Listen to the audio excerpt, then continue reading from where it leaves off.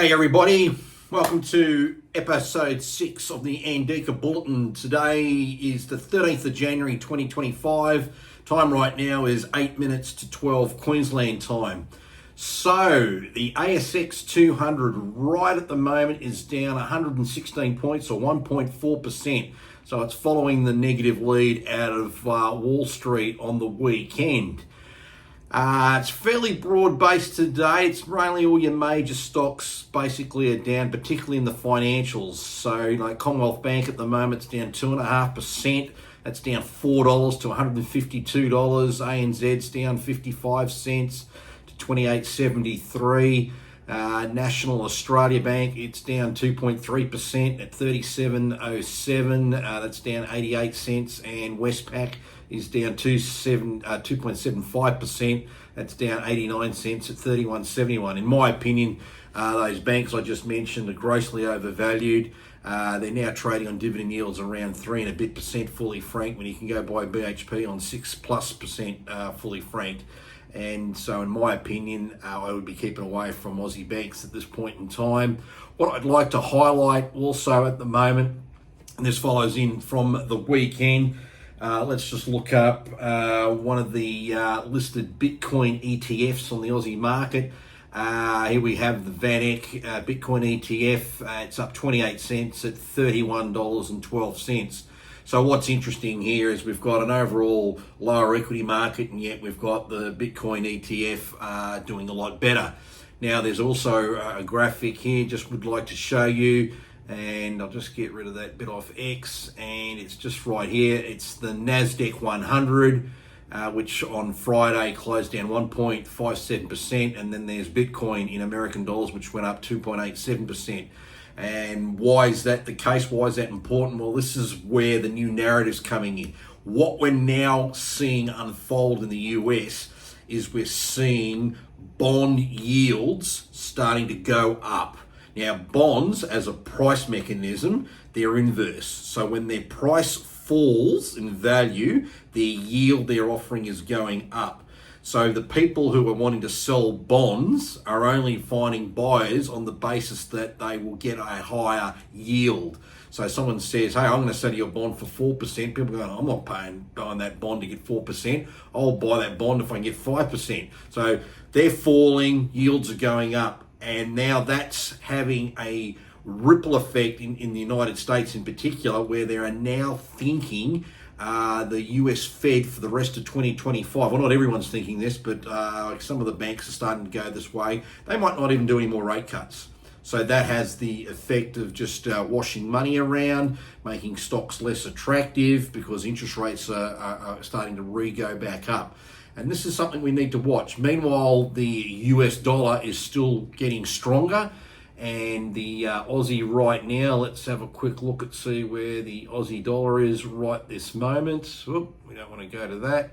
61.61 US cents. So we're up just a smidge at the moment. But generally speaking, you can see the trend is not very good for our dollar. The US dollar index is going up, and futures right at the moment for the American markets tonight, a little bit early, of course. The inference is another down night could be on the cards as well. Another chart I just want to remind people about is this one here that we've just wanting to see. It's the recent stock performance of the S&P 500, and that's that little flat line down the bottom there. I'll just bring the chart up so we can see it a bit better. So that little line down there, that's the S&P 500 going back to 2005, and then overlaid that is what we call the Magnificent Seven. So we have the situation in the United States where 7 stocks outperforming the other 493, and that's quite interesting because there is a thing we need to be mindful about, and we'll go to this quick report here. Let's talk about the Denmark stock market, which is currently down 20% since September 24, and that's driven by Novo Nordisk, who are down 40%. They're the guys that market as Empric, the diabetic derivative that people take now that are, they're too fat and they want to lose weight. So it illustrates the risk of what we call equity market concentration when you've got a handful of stocks that represent such a big proportion of a market. Now, at one point, I'll just scroll this a bit, at one point, we'll just highlight it here, NVO was 60% of the stock market and is the best reminder of concentration risk. Note the Magnificent 7 stocks contribute to 57% of the S&P returns in 2024 and have a combined index weight of 34% and are currently up to 38% of, in this instance, Bank of America private client equity portfolios. And investors now see the AA bubble as the biggest upside risk going forward. So if we're looking for reasons that the market could really blow off some steam, it could be on the back of something like that. Not really much more to really go into because it is Monday. It's somewhat quiet. We'll just quickly check where Bitcoin is right now at US 94,231 US dollars. You can see this is pretty much where she traded over the weekend. Fairly flat, fairly benign. And we'll just put it on the weekly chart just to give you an overall look of where Bitcoin is at the moment. Interestingly, I keep looking at the RSI. It's come off a lot from the peak that it got up to about 88 nearly, around about the 16th of December. You can see it's lost a lot of steam. That's a good sign. Keep in mind, it's going to be really, well, in Aussie time, 1 week tomorrow, when we will get to see the inauguration of President Trump. So that happens on Monday the 20th in the United States, which will be for us on the 21st.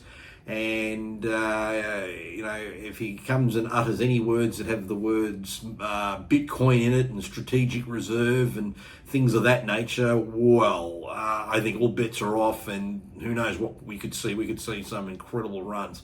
On the other hand, if he doesn't mention anything like that at all, we could probably see Bitcoin really probably even come off a bit. So it's going to be a very, very interesting scenario.